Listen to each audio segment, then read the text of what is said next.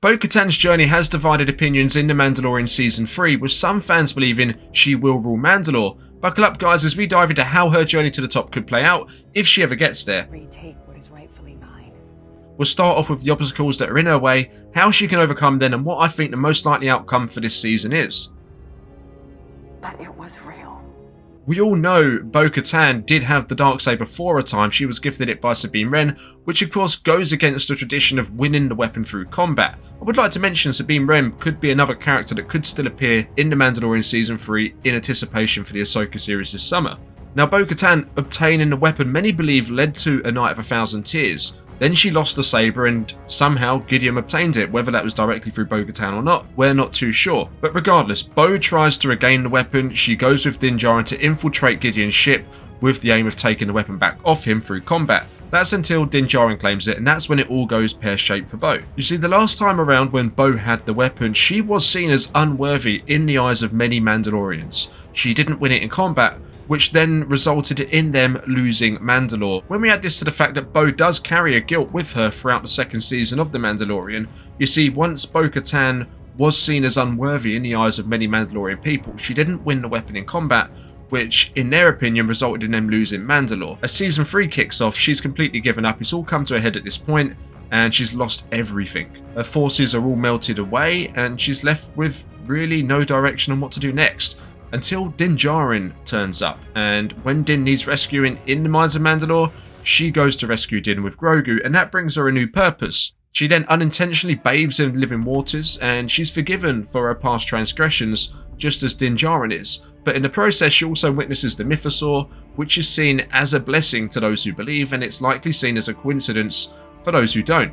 After the experience, she then loses her home. It gets bombed, so she's at rock bottom zero with nothing. Or so she thinks. You see, what Bo has now is a purpose. She's redeemed in the eyes of the Creed, which will open up many more opportunities to her, some of which we'll explore in a moment, but also she's had an experience that no other Mandalorian alive has meant to have had. No other Mandalorian for a long time meant to have had, and this experience alone could lead her to achieving her ultimate goal, if that's still what she wants. She goes along with Din because she's literally got nowhere else to go, and she's accepted in immediately by the Children of the Watch, and that wouldn't have happened if she didn't accidentally bathe in the living waters. And being part of the Children of the Watch leads her to obtaining somewhat of a hero status within the group very quickly.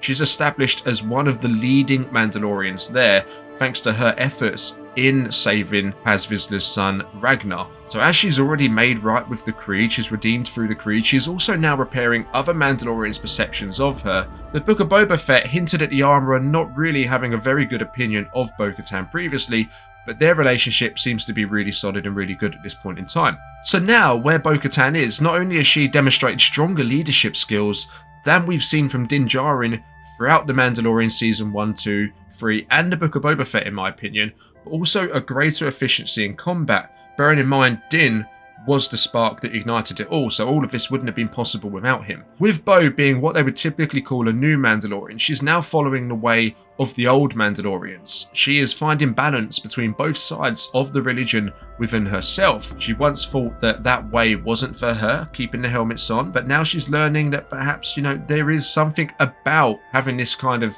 devotion to the Creed that is nice, and it's not as bad as it appears from the outside. Now this is really setting Bo up as being by far the most suitable candidate to lead Mandalore on paper, someone who can lead, unite and stand up for what they believe in. But Mandalore isn't claimed on paper, and there are some big obstacles in her way. The opinion of others would be a big one, especially outsiders to her from other clans or groups who could oppose her claim to the throne, other ones that maybe don't know her directly or don't know what she's been through since she last held a Darksaber and laid claim to the throne. In their opinion, perhaps another new Mandalorian from one of their groups could go and spend some time with the Children of the Watch, which would then put them on the same level standing as Bo-Katan. Regardless of her being royalty without the Darksaber, when Mandalore is no more, she has the same rights as any other Mandalorian to the throne. What's more is other groups are likely to blame Bo directly for the loss of Mandalore in the first place through how she obtained a Darksaber, not knowing of her redemption arc since then, which causes more conflict between those who agree with Bo's rule and those who oppose it, which could cause fighting within the groups yet again, which is something that Mandalorians are becoming well known for at this point in time. Now, obtaining a darksaber through combat would be sure to silence any doubters, but the journey Bo has been on since the beginning of season 3 makes me doubt she would challenge Din for it. However, I will say, in a recent interview with Mando's stunt double Brendan Wayne, who is John Wayne's son if you didn't know, that interview hints at a possible intense scene with Din and Bo, which is described as being physical and verbal. Now that leads me to think, could this be Bo's switch to lay claim to the darksaber and to the throne of Mandalore? Whilst I don't think that is the case, and this must be referring to something else, you can't really rule it out. However, I believe the show will move past the darksaber's significance to ruling Mandalore in 2 ways. The first way would be that Bo redeems herself on a larger scale than before, not just in front of the Children of the Watch or Din Djarin, but in front of many Mandalorians, perhaps even all of the Mandalorians remaining in the galaxy if they all get together in an effort to reclaim Mandalore with no ruler in mind. And this has to be to the extent that no one can seriously say she isn't worthy to lead them. Maybe perhaps Bo lays her life on the line to save other Mandalorians who may not like her. That would go a long way in changing their perception of her. And the second would be the Mythosaur. Now, the Mythosaur made an appearance, and I think the Mythosaur overrules the darksaber due to its place in Mandalorian legends, in Mandalorian stories. Now, the darksaber is a relatively new tradition in comparison, as it was created by Tar Vizsla. You see, Mandalore had rulers long before Tar Vizsla was ever even born, which also means before the darksaber was even created. Now, a wild take here, this could be a third option, but I'm not too sure, would be that the darksaber is destroyed.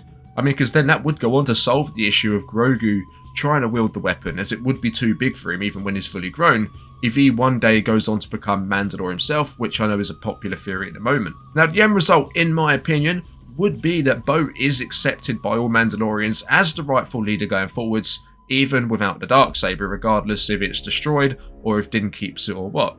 Now, I think Bo will unite all the Mandalorians. I think the Children of the Watch and other groups that follow similar beliefs to them will still follow their traditions, but accept others who do not. So they won't go and class someone who doesn't wear a helmet as not being a Mandalorian, and that's thanks to their time with Bo, and obviously seeing other Mandalorians not wearing helmets but still fighting for Mandalore. I do think Bo will be the one to bring the Mythosaur under control during a time when it's revealed to the wider audience, possibly during a big battle on Mandalore at some stage, probably against Gideon or Imperial forces intent of stopping the return to Mandalore due to the threat they would pose being united. Now, whether that Grogu has some kind of role to play in that, I'm not sure, but regardless, I think the end result would still be the same even if he did. Now, Din and Grogu will go on to be recognised as being responsible for all this to happen, for being the spark that really put all of this into motion, and they'll be held in the highest regard by all Mandalorians, but especially Bo-Katan, who, if now is seated on the throne, would be owing them infinite favours. Now, I think we leave Season 3 in a similar situation as the Book of Boba Fett, with Boba Fett now establishing himself as a leader on Tatooine. I think Bo will do the same on Mandalore, and with Boba Fett focusing on rebuilding Tatooine after the fight, Bo's going to now do the same with Mandalore as well. It's going to be a very similar story, I feel. Now, Din and Grogu will then go on to continue their ventures, perhaps looking to continue Grogu's force training or something along them lines, which would then tie him up with Ahsoka and eventually lead them to Thrawn. Do you think it's going to play out this way, or do you see Bo not getting the chance to lead Mandalore again and it's going to fall to Din, Grogu or someone else? Let me know down below. Remember to subscribe if you're new, leave a like if you enjoyed today's video. This is the way.